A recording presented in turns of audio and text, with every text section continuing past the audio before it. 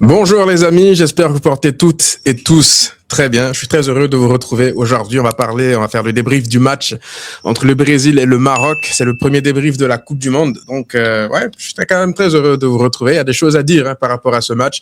Il y a des joueurs à relever, il y a des joueurs à sortir de ce match, notamment Boadi. On va revenir dessus. Ce gamin là, 18 piges on m'a dit, c'est ça? Ok. Alors, on commence par quoi? Première période, le Maroc qui commence, c'est quand même très fort. On va pas se mentir, le Maroc, moi, je vous mens pas que je m'attendais à ce que le Maroc soit au niveau. Mais je ne m'attendais pas, en fait, à ce que le Brésil soit aussi limité techniquement. Parce que là, on voit, sur le momentum direct, on va attaquer sur les débriefs, il y aura pas de tergiversation, voilà, vous avez compris. Mais au niveau du momentum, vous voyez que, voilà, début de match, le Maroc attaque tambour battant. Ils attaquent très fort, ils sont cohérents dans leur jeu, le Maroc. Ça, c'est quelque chose qui m'a marqué. La différence collective entre les deux équipes. Tu vois le Brésil qui a une somme d'individualité. Tu vois Neymar qui était sur la feuille de match, je ne pense même pas. Tu vois Vinicius qui te met un but de fou furieux. Et puis, qui répond en fait au but du Maroc sur l'ouverture du score. Mais ce but du Maroc sur l'ouverture du score, il vient avant une domination du Maroc. Le Maroc qui domine, ils sont pas complexés par le Brésil. C'est pour ça que moi, ce résultat, je ne le vois pas comme un exploit. Je ne le vois pas comme quelque chose d'immense ou limite une très bonne chose pour le Maroc. Moi, je pense que le Maroc, ils peuvent même repartir avec des regrets sur ce match-là. Pourquoi? Parce que, je ne sais pas si vous avez remarqué, c'était assez symbolique quand même, mais sur les 10 dernières minutes du temps additionnel, c'est le Brésil qui défendait pour ne pas encaisser le deuxième but. Repensez à ce que je viens de dire. Les 10 dernières minutes du temps additionnel, c'est le Brésil qui défendait pour ne pas encaisser un but, pour défendre. Ils étaient là comme des morts de faim devant leur surface. Le Maroc qui récupérait tous les ballons, le Maroc qui sortait bien, le Maroc qui attaquait, le Maroc qui voulait aller gagner ce match-là. Donc le Maroc était plus proche de gagner ce match que le Brésil. Vous vous rendez compte? On parle du Brésil. Alors, quand je disais que pour moi, c'est pas une surprise, c'est pas tant au niveau, en fait, de la qualité ou de la grandeur des deux équipes. Pour moi, le Maroc, c'est ça. Je sais pas si ça a jamais été une petite équipe par le passé, mais pour moi, le Maroc, ça fait partie des grandes équipes, en fait, de la Coupe du Monde. C'est une équipe, en fait, qui est capable de battre n'importe qui et de regarder les gros droit dans les yeux. Ils ont éliminé le Portugal, ils ont éliminé l'Espagne. Donc, ouais, lorsque je les vois comme ça venir pratiquer leur football, ne pas avoir peur, maîtriser et se battre pour vouloir marquer le deuxième but sur les 10 dernières minutes, pour moi, c'est un signal, c'est un symbole fort quand même qu'ils envoient.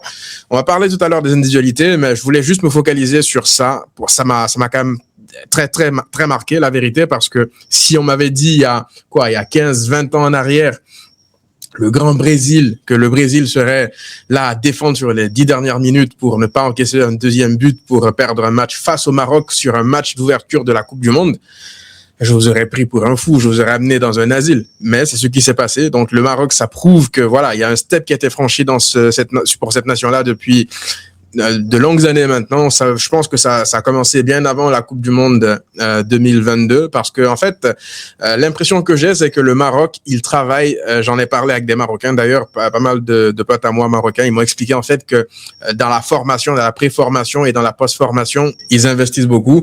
Et donc forcément, naturellement, lorsque tu investis dans tes joueurs, dans tes jeunes, dans tes centres de formation, dans tes infrastructures, lorsque tu travailles bien. On a vu la dernière CAN, les infrastructures, les stades du Maroc, franchement, c'est du top niveau. Donc moi, ça ne m'étonne pas, en vrai, moi, je parle de moi, ça ne m'étonne pas de les voir comme ça. Mais pour le grand public, aujourd'hui, ça va étonner beaucoup de personnes. Il y a beaucoup de gens qui vont vous dire exploit du Maroc. Moi, je le vois pas comme un exploit. Moi, je pense que le Maroc, ils peuvent même terminer premier de ce groupe-là, devant le Brésil, parce que lorsqu'on parle de niveau des deux équipes, à l'heure actuelle, le Maroc, pour moi, ça peut se taper avec le Brésil, mais c'est pour moi, c'est légèrement supérieur au Brésil. Maintenant, quand on parle du Brésil, je suis désolé, la bouillie tactique que j'ai vue du Brésil, alors deuxième mi-temps, c'était un peu mieux. Ancelotti a essayé d'améliorer les choses. On le voit au niveau des XG. 1,27 d'XG pour le Brésil, 1,52 pour le Maroc, 51% de possession. Mais même, en fait, vous savez, dans la qualité des possessions, vous sentez la différence. Lorsque le Brésil a le ballon, c'est pas un collectif. T'as pas l'impression que c'est un groupe. C'est une équipe qui se connaît, qui maîtrise des choses. En fait, j'ai l'impression de voir une équipe d'Ancelotti. Ça, c'est fou de le dire, mais c'est une équipe, en règle générale, où il n'y a pas de fond de jeu, mais c'est une équipe qui sait très souvent ne pas perdre. Soit ne pas perdre, soit gagner. Ou gagnant même en jouant mal. Ça vous rappelle quoi? Peut-être le Real Madrid pour certains, mais voilà, c'est la touche un peu Ancelotti. Après, s'il a de bons joueurs, il a déjà joué de bons matchs aussi, de belles saisons avec le Real Madrid, en ayant de bons joueurs comme les Kroos, les Modric. Mais Ancelotti, on le sait, c'est pas un coach qui est très porté sur la tactique, qui va te produire du beau jeu, qui va mettre en place. Ouais, par exemple, ce que Pochettino a réussi à faire avec les US. Pour moi, ça, tu vois que c'est la touche du coach. L'équipe, elle joue comme son entraîneur. Parce que les US, il y a beaucoup aussi qui étaient choqués de les voir jouer, gagner un match comme ça aussi facilement face au Paraguay. Mais pour ceux qui savent, ceux qui regardent la Coupe du Monde depuis de longues années, les US, c'est pas une surprise. Hein. C'est pas une surprise de les voir performer, je veux dire, à la Coupe du Monde. Avant, ils étaient vus comme l'équipe surprise. Mais pour moi, c'est plus une équipe surprise. Mais dans le style de jeu, tu regardes les US de Pochettino, tu vois que là, il y a quelque chose. Il y a une touche. Les jeux dans les petits espaces, le pressing haut, l'agression. Là, c'est ce que je vois, en fait, avec le Maroc. C'est une équipe qui a une identité, ce que n'est pas le Brésil, en fait. Le Brésil n'a pas d'identité. Le Brésil joue avec ses individualités, il essaie de se reposer sur ses individualités. En parlant d'individualité, on va maintenant switch un peu. Rafinha a été totalement éteint. Totalement éteint. Je l'ai vu un peu partout. Je l'ai vu à gauche. Au bout d'un moment, je l'ai vu au poste de numéro 10. Je l'ai vu au poste d'ailier droit. Après, je l'ai vu au poste de faux numéro 9. Après, je l'ai vu au poste de numéro 10. En fait, j'ai pas compris le positionnement de Rafinha. Si vous avez compris, dites-le moi. Il a été vraiment pas dans son assiette aujourd'hui. Tu avais l'impression, voilà, que même dans ses prises de balles, il a réussi, je pense, qu'une seule action, c'est la passe qu'il envoie pour Vinicius comme ça, entrée de surface, les passes claquées qu'il réussit à faire souvent avec le Barça. Et pour le reste, Rafinha, un match très très compliqué. Mais après, quel Brésilien a fait un grand match? Parce que Vinicius, il a un golazo de fou, hein, Vinicius. Un but Viniciusesque, disons-le comme ça, parce que il a l'habitude de marquer des buts comme ça lorsqu'il est à son prime, parce que le but qu'il met quand même, il est pas facile. Ça, c'est du Vinicius. Franchement, pour le coup, sans Vinicius, le Brésil repart avec la défaite. C'est grâce à Vinicius aujourd'hui qu'ils peuvent dire, au moins, on se tape pas la honte en repartant avec la défaite pour le match d'ouverture. Donc, ils peuvent remercier Vinicius. Pour autant, Vinicius fait pas un grand match pour moi. Il y a beaucoup de pertes de balles, mais encore une fois, c'est à l'image de leur collectif. Il n'y a pas de collectif dans ce Brésil, il n'y a pas d'équipe, il n'y a pas de groupe, il n'y a pas de symbiose. Donc, ça attaque chacun à tour de rôle. Vinicius, quand il prend le ballon, il doit éliminer 2-3 joueurs pour essayer de passer. Ou alors, il n'y a pas de solution de passe. Mais ouais, heureusement que Vinicius est là pour marquer ce but-là. Sinon, qu'est-ce qui se passe, en fait? C'est là que tu te poses la question sur ce Brésil. Moi, je ne vous mens pas que je suis très inquiet pour eux, hein, pour la suite de cette compétition, parce que lorsque tu regardes Santos, Ibanez, qui sont ces gens, en fait? Qui sont ces gens, s'il vous plaît? On parle du Brésil ou on parle de, je sais pas moi, du Sri Lanka? Pardon, hein, le Sri Lanka. Mais qui sont ces gens-là? Qui sont-ils? Qui sont-ils? Le Brésil est vraiment tombé tellement bas. Thiago Santos, je pense que ouais, j'ai vu qu'il a fait de bonnes choses par le passé, saison plutôt pas mal, mais quand même, on parle du Brésil. On parle du Brésil. Il y a des joueurs beaucoup plus connus dans l'équipe du Maroc qu'au Brésil. C'est le Brésil, on parle du Brésil, rendez-vous compte. Donc ouais, le déclassement de cette sélection, il continue. Je sais pas jusqu'à quand. Je ne pense pas que le Brésil... Moi, je pensais en fait qu'avec les individualités qu'ils avaient, Rafinha, Vinicius, Casemiro, on ne savait pas dans quel état il allait arriver, même si je pense qu'il fait une bonne saison avec United, Guimarães qui revient bien, Cunha qui fait aussi une bonne saison avec United, Gabriel qui est plutôt solide avec Arsenal, Marquinhos aussi fait une bonne saison avec le PSG. Je me dis, ils ont une colonne vertébrale. Peut se passer quelque chose avec les individualités. Mais déjà, sur le premier but, la charnière centrale, là, ils ont montré à quel point ils étaient clownesques aujourd'hui. Gabriel, il n'a pas été serein tout le match. Et puis, du côté du Maroc, avant de parler de lui, là, Bouhaddi, on va se concentrer un peu sur ce qu'il y a autour parce que moi, je vous ai dit, le Maroc, ils ont beaucoup plus brillé par leur collectif, même s'il y a eu quand même quelques individualités qui sont sorties du lot.